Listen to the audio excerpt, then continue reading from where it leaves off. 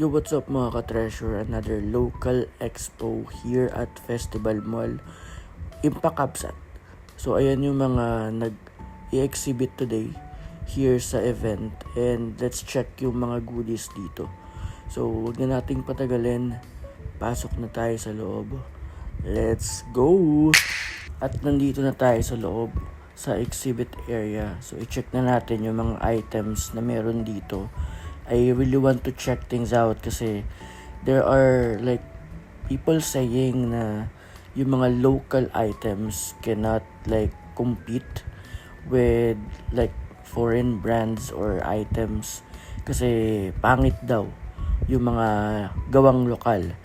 Pero ito yung mga gawa ng ating mga kababayan and I really want to show you guys kung ano yung mga meron dito, mga kaya nating gawin, and I want you to realize sa inyong mga sarili kung talaga bang hindi maganda yung gawang atin. So, ito yung mga samples na meron dito. Panoorin nyo muna yung video para makita talaga natin kung talaga bang local brands is not that good or pangit or sadyang hindi lang natin nabibigyang pansin. So, ito na yung full video. Just check it out. Enjoy the tour. Let's go.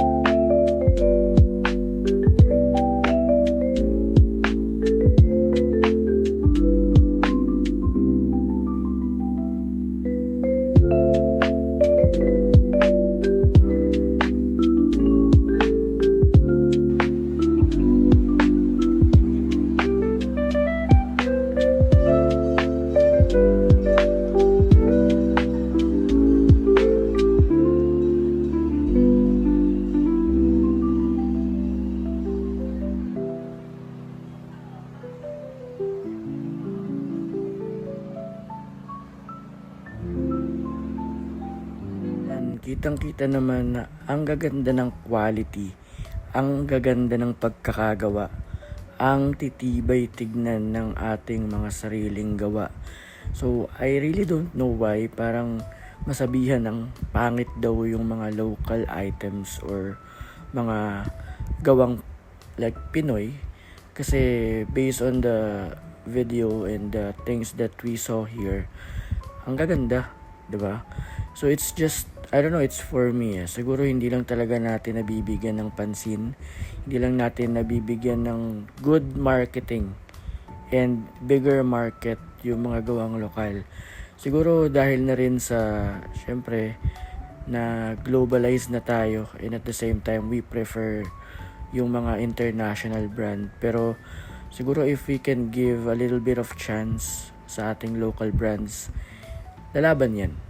Diba? So, ayun lang guys, na-share ko lang. Peace.